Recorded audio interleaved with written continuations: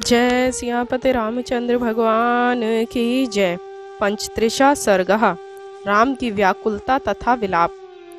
त्वर माणो जगामात सीता दर्शन लालसः शून्य मावस्थम दृष्ट्वा बभुवो द्विगन मानसः। सीता के दर्शन की लालसा से राम शीघ्रता पूर्वक चल पड़े। जब वे आश्रम में पहुंचे तब उन्होंने देखा कि आश्रम सूना पड़ा है। आश्रम को सूना देखकर राम बहुत उद्विग्न हुए। विप्र कीणा जिन कुशम विप्र विधि वृसिकटम दृष्ट्वा शून्यम निज स्थानम विललाप पुनः पुनः। उस आश्रम में मृगचर्म और कुशासन इधर उधर बिखरे पड़े थे। कुश और चटाइयां भी इधर उधर फेंकी हुई थी। इस प्रकार उस आश्रम को सूना देखकर राम बार बार विलाप कर रोने लगे। हता मृता वा नष्टा वा भक्षिता वा भविष्यस्ति निलीनाप्यथवा भिरुरथवा वनमाश्रिता। विलाप करते हुए वे कहने लगे, सीता हर ली गई, मर गई, अपने आप अंतर्धान हो गई, अथवा उसे राक्षसों ने खा डाला, अथवा भीरू होने के कारण कहीं छिप रही हैं, अथवा वन में कहीं चली गई हैं। गता विचेतु पुष्पाणि फलान्यापि चा वा पुनः अथवा पगिनी यथा जलार्थ वा नदी गता। वह वन से फूल एवं फल चुनने तो नहीं चली गईं, अथवा जल लाने के लिए किसी नदी या सरोवर पर तो नहीं गई हैं। यत्नान मृगणयास्तु नासाद वने प्रियाम शोक रक्तेक्षणः शोकांदून्मतः इव लक्ष्यते। जब प्रयत्न पूर्वक ढूंढने पर भी उस वन में श्री राम को अपनी प्राण प्रिया सीता नहीं मिली, तब शोक के कारण उनकी आंखें लाल हो गईं और वे उन्मत्त से दिखाई देने लगे। वृक्षाद वृक्षम प्रधावन सा गिरेश चाद्री नदान दिम बभूव विल्पन रामः शोक प्राण वा लुप्तः। श्री राम शोक रूपी कीचड़ के समुद्र में डूबकर एक वृक्ष से दूसरे वृक्ष तक, एक पर्वत से दूसरे पर्वत तक और एक नदी से दूसरी नदी तक विलाप करते हुए दौड़ते फिरते थे। अपि कचितव्या दृष्टा सा कदम्ब प्रिया प्रिया कदम्ब यदि जानेष्ये सस सीता शुभाननाम। वे विलाप करते हुए कहते थे, हे कदम्ब, तुम्हारे फूलों से प्रेम करने वाली सुंदर मुखी मेरी प्राणप्रिया सीता को क्या तुमने देखा है? यदि तुम जानते हो तो बताओ सीता कहाँ है? स्निग्ध पल वंशाक्षा पीत कोश्यवासिनी संस्वः यदि वा दृष्टा विल्प विल्पोप मस्तनी। हे विल्प वृक्ष, चिकने पल्लव के समान कांति वाली, पीली रेशमी साड़ी धारण करने वाली, विल्ब फल सादृश स्तन वाली सीता को यदि तुमने देखा हो तो बतलाओ वह कहाँ है? अथवार्जुनः शंस त्वं प्रियाम तमार्जुन प्रियाम जनकस्य सुता भीरुयदि जीवति वा ना वा।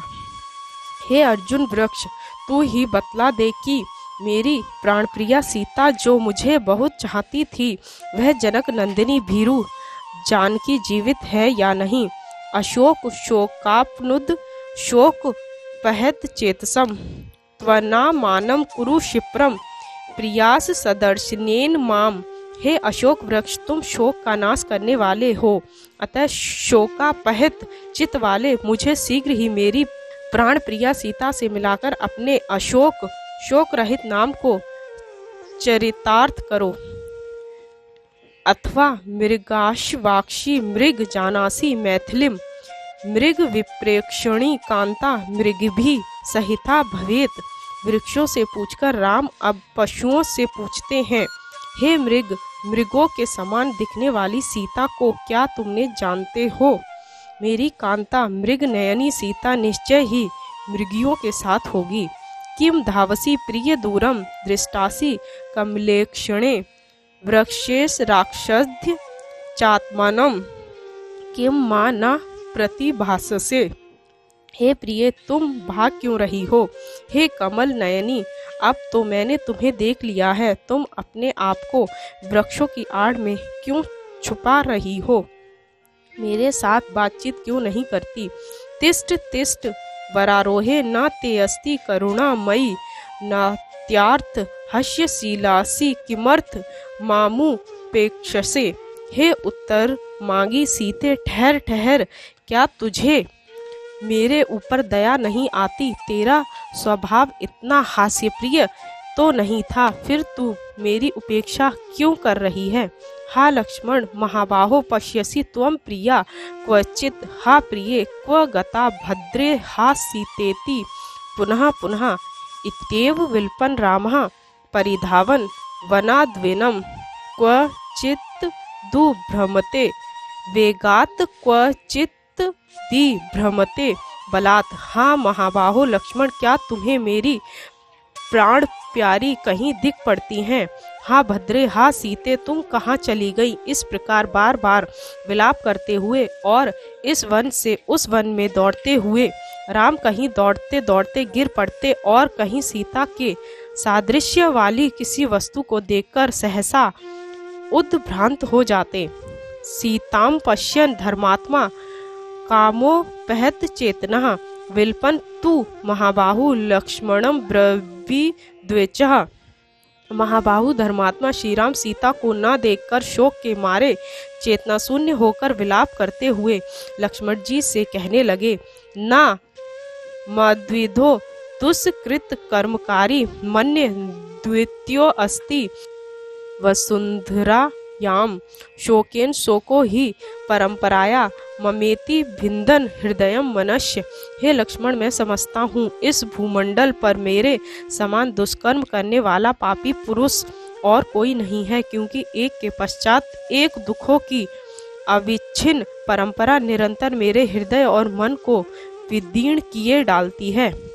पूर्व मया नूनम भिपिस्तानि पापानि कर्मण्य सकृत कृतानि तत्राय मध्यापतितो विपाको दुखेन दुखम यदहम विषामी।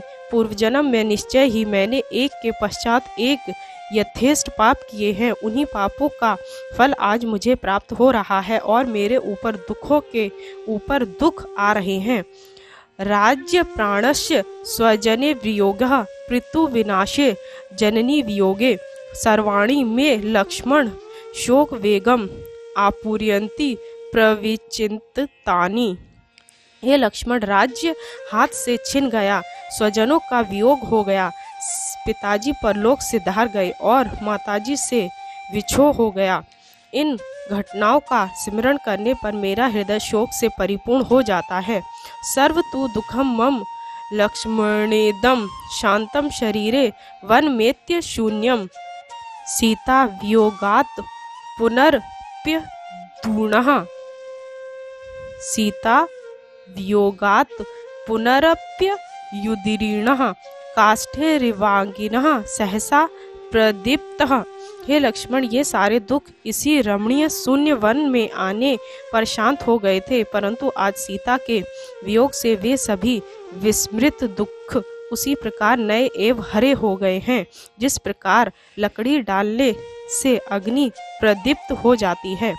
इतीव तम शोक विद्य देहम रामम विसज्ञम विल्पन्तमेवम् उवाच सौमित्री रंदिन स्तवो न्याय स्थिता कालयुतम च वाक्यम।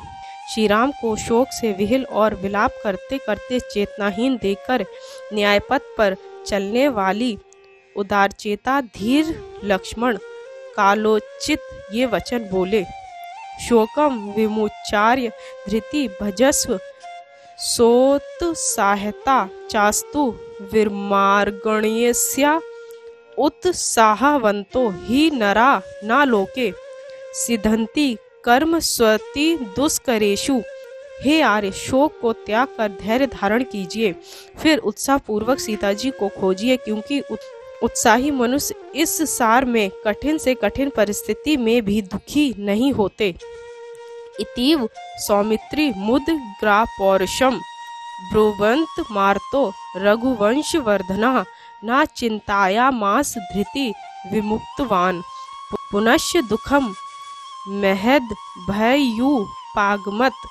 विख्यात पराक्रम वाले लक्ष्मण के ऐसा कहने पर भी रघुकुल शिरोमणि श्री राम ने दुखी होने के कारण उसकी बातों पर कोई ध्यान नहीं दिया, अपितु धैर्य त्याग कर वे महान दुख प्रकट करने लगे।